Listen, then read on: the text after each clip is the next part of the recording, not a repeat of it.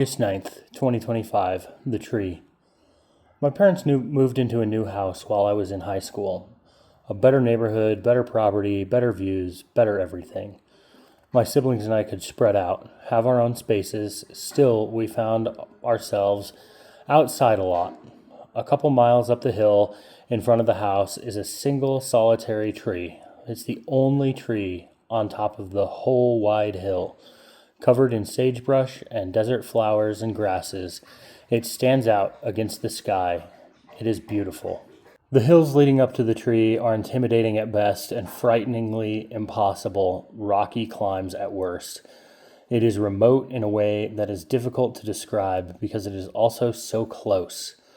Looking up at the mountain it is perched upon is a maze of steep, overgrown rocky climbs that serve as the castle walls and moat, keeping the curious at bay.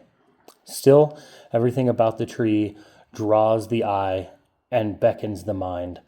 In the 25 years I've watched from afar, I've made many myths about it in my mind. If I ever traveled back in time, that tree is where I would leave myself notes and treasures.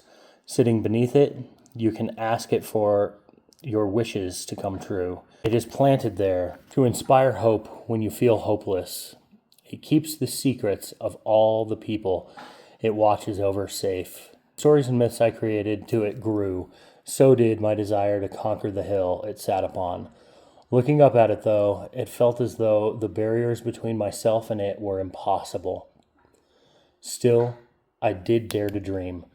I made one half-hearted attempt by myself shortly after graduating high school.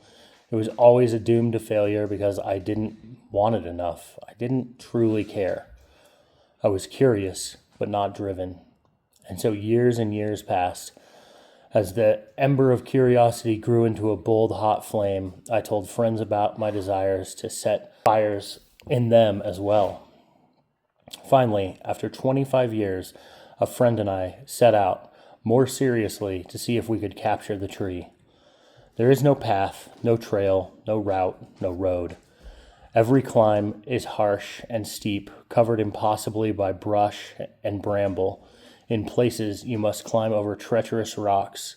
We found ourselves considering turning back no small number of times. Looking up the hill, we would have to bear crawl up over bushes of sage and little nettle waist deep. I tripped and fell more than once. My legs were scraped and bleeding. When we got onto the top of the hill, the tree nowhere in sight. While the tree is clearly visible from afar, as you approach, it vanishes, refusing to be seen until you're on top of it. I was crushed when it wasn't on the hill I'd worked so hard to summit. We looked higher, further up. Still, it was gone, as if it never existed. We thought maybe it was another tree we had passed, the angle making it appear different from afar.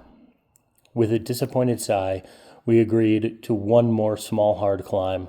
We pushed directly uphill through overgrowth and rock taller than us. Every step was hard, and there was no path to speak of. Breathing heavy and more defeated than ever, we arrived at the top of an empty hill and sighed. Panting in frustration, the tree would live on as a myth in our unreachable fox, seen from a distance but never caught. So we set our sights on getting down from the hill. The way we had come was not an option. It was too dangerous, and getting seriously injured up here wouldn't be ideal for either of us. We searched for another way. Walking along the ridge, deeper into the canyon, we found the way down, and just above it, the tree, exactly as it should be, and no longer a phantom. All that was left was a little valley and a hill, and we were there. It was incredible, better than I ever imagined, while different than I expected. I drank water in the shade and rested there comfortably for long minutes. I love that tree more now for having touched it, enjoyed its shade, and spoken my appreciation where it could clearly hear me.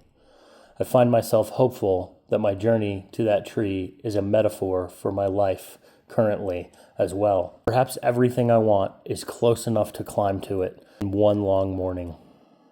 West.